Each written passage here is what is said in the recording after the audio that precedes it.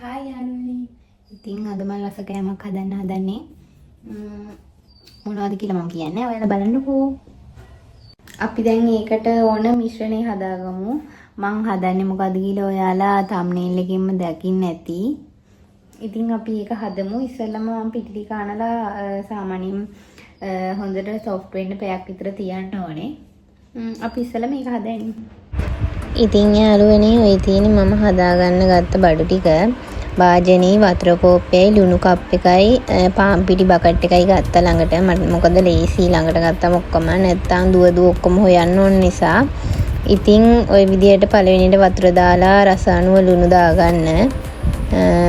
වැඩි ගණන් ගන්න එපා වටේ පිටේ හැලෙනවා. මොකද ওই වගේ දෙයක් හදනකොට පොඩ්ඩක් පාන් පිටිනේ පිටි කොමත් විසි වෙනකොට මේ හරි අමාරු. ඉතින් කරලි ඉවර වෙලා තමයි අස් කරන්න ඕනේ. ඉතින් ওই විදිහට මම ඩෝ එක හදාගන්න ඉස්සෙල්ලම අතේ ඇලෙන්නේ නැති වෙන පදම එනකම් ඕක හොඳට අනා ගන්න ඕනේ. වතුර උනත් ගොඩාක් දාගෙන මේව කරගන්න නැතුව Tamanට අතට දැනෙන විදිහට ඒක දාගන්න ඕනේ. ඉතින් යාළුවනේ ওই විදිහට හොඳට අනා ගන්න ඕනේ. මොකද පදම එනකන් අනා ගන්න ඕනේ. පොඩ්ඩක් ඉතින් අමාරු වුණත් අනා ගන්න ඕනේ. හොඳට අනා ගන්න තරමට තමයි අපිට ඕක හොඳට පදමට ගන්න පුළුවන්. ඉතින් යාළුවනේ ඔයාලා බලනවා ඇති මම මොනවද මේ කියවන්නේ කියලා. මොකද සවුන්ඩ් එකක් ඇහෙන්නෙත් නැහැ. කියවනවා විතරයි පේන්නේ. ඇත්තටම මං සවුන්ඩ් එක වහලා තියෙන්නේ. මොකද මම හිතුවෙත් නෑ මේ වීඩියෝ එක හදනකොට ලොකුවට මේ අහල් පාර සද්ද වැඩි වෙයි කියලා. ඇත්තටම පොඩි ළමයි කට්ටියක් සෙල්ලම් කරන ගමන් හිටියේ. වීඩියෝ එකට මම බලනකොට ඇත්තටම මම කියන ඒවා සමහරක් තැන්වල ඇහෙන්නෙත් නෑ. මොකද පොඩි අයගේ සද්ද නිසා.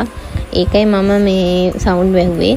ඉතින් යාළුවනේ ඔන්න ඔය විදිහට ඩෝ එක හදාගෙන ඉවරුණා මම. සමහරක් අය ගුලිය පිටින් ලොකුවට ඩෝ එක හදලා තියෙනවා. ඇත්තටම මම කොටස් වශයෙන් වෙන් කරේ මට ලේසි නිසා. මම දැන් ඔක්කොම ඩෝ එකට ඕන විදිහට හදාගෙන ඉවරයි. ඉතින් මම දැන් පොඩ්ඩක් මේ වොෂ් එකක් දාගන්න යනවා. මොකද හරිම පෑවිලි නිසා හරි අමාරුයි. ඔයාලට පේනවත් ඇති මට දෝඩි දාලා මාරම හරිම අමාරුයි. ඉතින් ඇත්තටම ඒ වෙලාවේ ළමයි හිටියේ නෑ. හින්දා මම ටක් ගාලා වීඩියෝ කරා. ඉතින් යාළුවනේ මට රෙදි ටිකකුත් හොදන්න තියෙන නිසා මම දැනට වීඩියෝ එක ඔතනින් නවත්තනවා. මොකද අයියාම තමයි මට කෑම එක හදන්න තියෙන්නේ. ඔය ඉන්න ඉතින් මගේ හැම්ස්ටර් තමයි. ඉතින් පේනවනේ යාළුවගේ වැඩ. හරිම ෂෝක්. ඉතින් පේනවනේ මාරම අවුවක් තියෙන්නේ. ඇත්තටම හරිම සැරයි. ඇඟ නිකන් පිච්චෙනවා වගේ. හරිම අමාරුයි.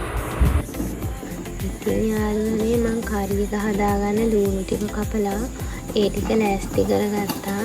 ඊට පස්සේ මම ටිකක් තැම්බෙන්න තිබ්බා. හායි යාළුවනේ. ඉතින් මම දැන් අර කරිය හදාගන්න හදන්නේ. ඉතින් කරිය හදන්නේ කොහොමද කියලා බලන්න. මුලින්ම මම ආලු ටික පොඩි කරගන්නවා කෑලි වලට හොඳට.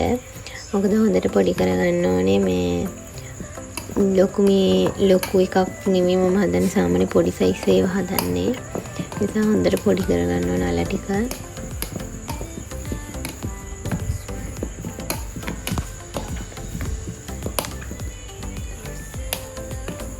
ඔය විදිහට හොඳට තුනී වෙන්න ආලු ටික පොඩි කරගෙන ඉවර වෙලා ඒක පැත්තකින් තියාගන්න.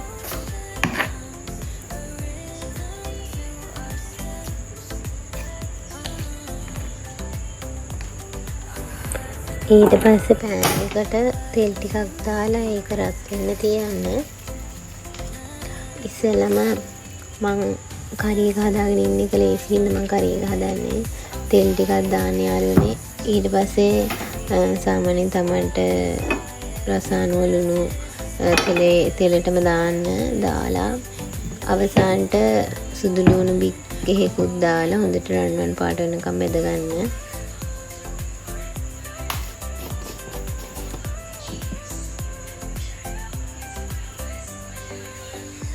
ලුණු ටික ඔහොම දාලා Taman රස අනුව ලුණු දාගන්න. ඊට සුදු ලුණු බික්කයක් දාලා හොඳට කලවම් කරන්න.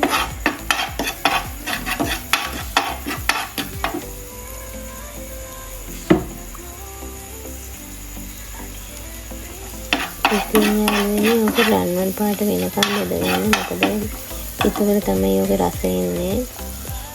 මම ඒකටම කරපිංචා අමුමිරිස් ඔක්කොම ටික දාලා බෙදගන්නවා. වැඩි ඔයාලා බලන්න ඇති මම මොකද කරපිංචා මේ මිරිස් ටික එහෙම කියලා මම වැඩි කරපන් කැමතියි. මම ඒක පොඩ්ඩක් දාලා මේ බෙදගන්නේ. ඊට පස්සේ ලුණු ටික හොඳට කපාගත්ත පොඩි ලුණු පාට ලුණු ටික හොඳට දාන්න. ඒ ටිකත් හොඳට බෙදගන්න.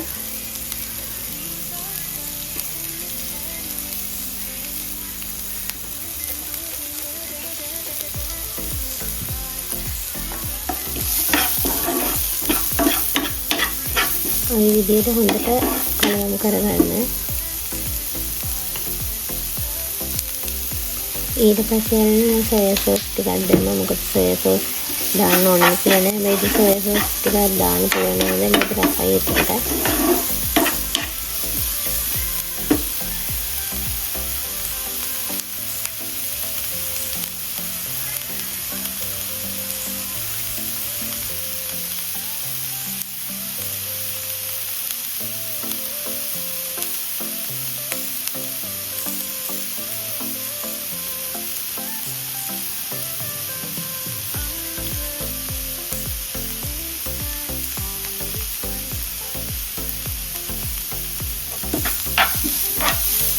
ඔය වගේ හොඳට රන්වන් පාට වෙනකම් බෙදගන්න.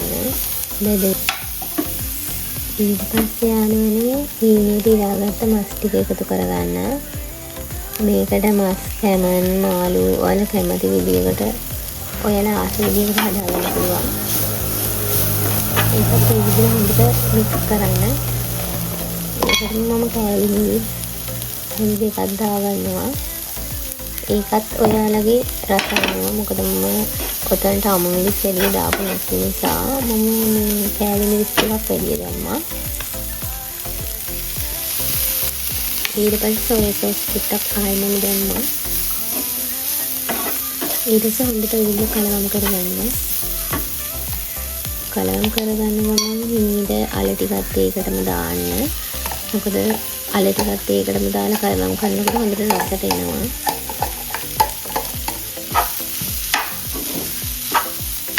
අලට පේන කීකේ රස පාට ඇත්තටම මම හිතුවේදී රස තිබ්බා. මොකද සෝයා සෝස් දාපුවම සාමාන්‍යයෙන් ඕනම කෑමක් රස ගන්න පුළුවන්.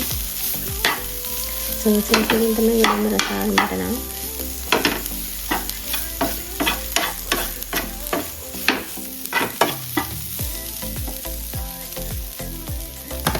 ඉතින් යාළුවනේ මම කරිය හදාගෙන නම් ඉවරයි.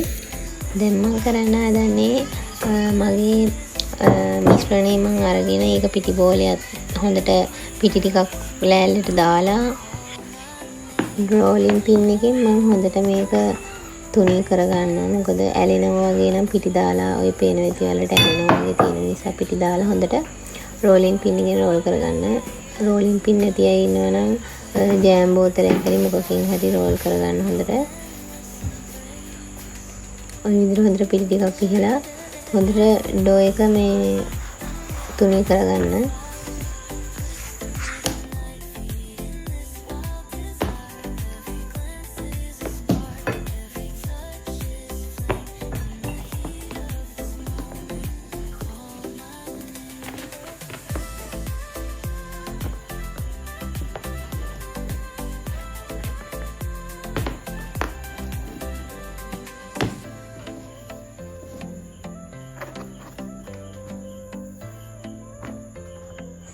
මේ විදිහට හොඳට තුනී කරගෙන ඉවර වෙලා මම නම් ගත්තේ පොඩි කප් එකක පියනා. ඔයාලට කට එකක් තියෙනවා නම් රවුම් කපන එකකින් කපා ගන්න. ඉතින් මට තිබ්බේ නැති නිසා මම පියනක මූලියක් ගත්තේ. ඉතින් ওই විදිහට මම කපා ගත්තා.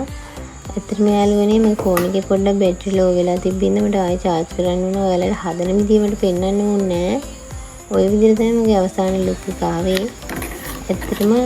ඇත්තටම යාළුවනේ කාරි එක හදාගත්තට මට මේක හදද්දී සෝස් එක හදද්දී මට ඔයාලට වීඩියෝ එක දාන්න බැරි වුණා. මම ඔයාලට අනිවාර්යෙන් සෝස් එක හදන විදිහ වීඩියෝ එකක් ගේන්නම්.